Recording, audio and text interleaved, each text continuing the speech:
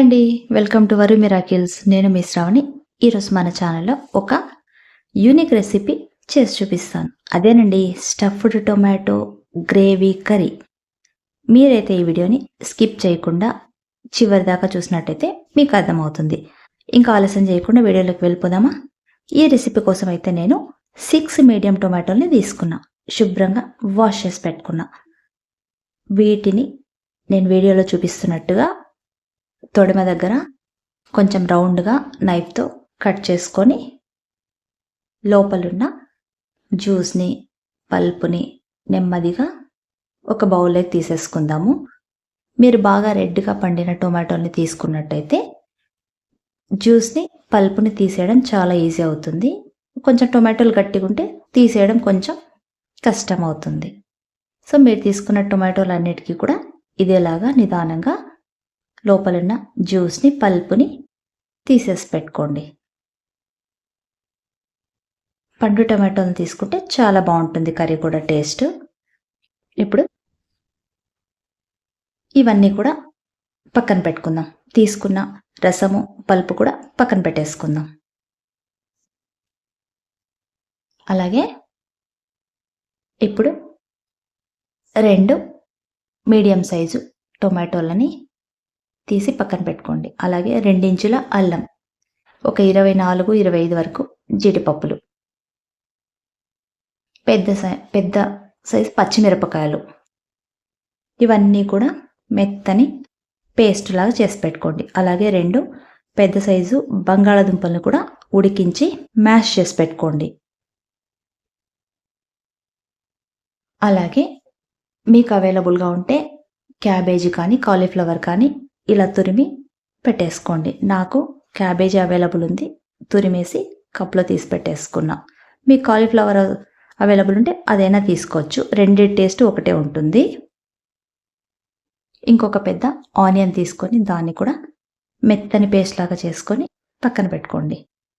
ఇప్పుడు ఇవన్నీ కూడా ఒక పక్కన పెట్టుకుందాం. స్టవ్ వెలిగించి స్టవ్ పైన ప్యాన్ పెట్టుకొని అందులోకి ఒక 2 స్పూన్స్ అంతా బటర్ వేసుకుందాం. మీకు బటర్ ఇష్టం లేకపోతే ఆయిల్ కూడా వేసుకోవచ్చు, నో ప్రాబ్లం. ఇదంతా కరిగింది కదా. ఇప్పుడు ఇందులోకి 1 స్పూన్ జీలకర్ర వేసుకుందాం. అలాగే సన్నగా కట్ చేసుకున్న ఉల్లిపాయ ముక్కలు వేసుకుందాం.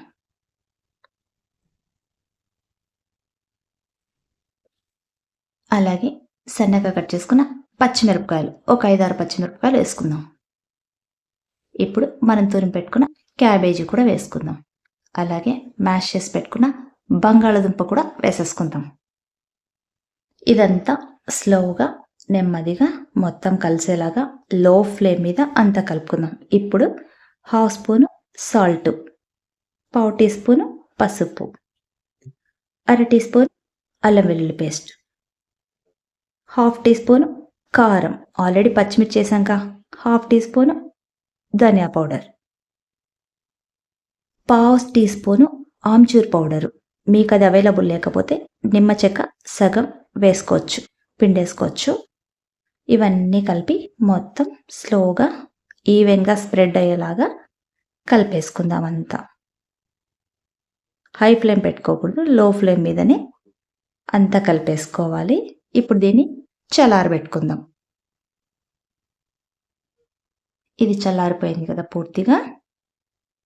ఇప్పుడు కొంచెం తీసుకొని మనం జ్యూస్ తీసి పెట్టుకున్నాం కదా ఆ టొమాటోలో స్టఫ్ చేసుకుందాం. వాటిలో ఎంత పడితే అంత స్టఫ్ చేసుకుందాం. ప్రతి ఒక్క టొమాటో కూడా ఇలాగే స్లోగా లోపల దాకా మిశ్రమం పట్టేలాగా స్టఫ్ చేసి పెట్టుకుందాం. మీరు తీసుకున్న టొమాటోలన్నిటి కూడా ఇలాగే తీసేసుకోండి. తర్వాత మిగిలిపోయింది కదా ఈ మిశ్రమం, దీన్ని అలాగే ఒక పక్కన కప్లోకి తీసి పెట్టుకోండి. ఇది గ్రేవీలో వేసుకుంటాం.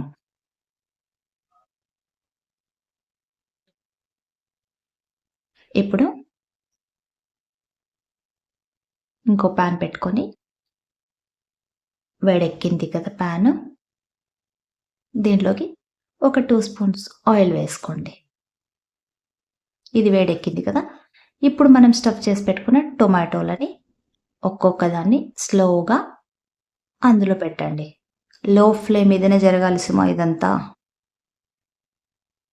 పెట్టేసుకున్నాం కదా! ఇప్పుడు మూత పెట్టి సన్నని సెగ మీద ఫ్రై అవ్వనిద్దాం.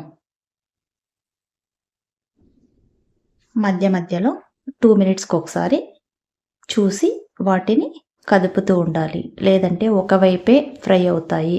మిగతా వైపు పచ్చిగా ఉంటాయి. మళ్ళీ మూత పెట్టుకుందాం. మళ్ళీ 2 మినిట్స్. తర్వాత ఒక్కొక్క దాన్ని ఫ్లిప్ చేసుకుందాం. స్పూన్ తీసుకొని ఫ్లిప్ చేసుకుంటే లోపల మనం స్టఫ్ చేసుకున్న మిశ్రమం ఊడిపోదు. సో, అన్నీ చూడు ఈవెన్‌గా బాగా ఫ్రై అయినాయి కదా! లో ఫ్లేమ్ మీద అయితేనే అలా ఈవెన్‌గా ఫ్రై అవుతాయి. సో, ఇప్పుడు దీన్ని పక్కన పెడదాం. ఇప్పుడు ఇంకొక పాన్ పెట్టుకుందాం. అందులో కూడా నీట్‌గా తుడిచేసుకొని అందులో కూడా ఒక 3-4 స్పూన్స్ ఆయిల్ వేసుకుందాం. ఇందులోకి ఒక స్పూను పోపు దినుసులు, అలాగే ఒక స్పూను జీలకర్ర, అలాగే కొంచెం ఉల్లిపాయ ముక్కలు. ఇప్పుడు మనం పేస్ట్ చేసి పెట్టుకున్న ఉల్లిపాయ పేస్ట్, అలాగే మొత్తం స్లోగా దీన్ని కూడా కలిపేద్దాం.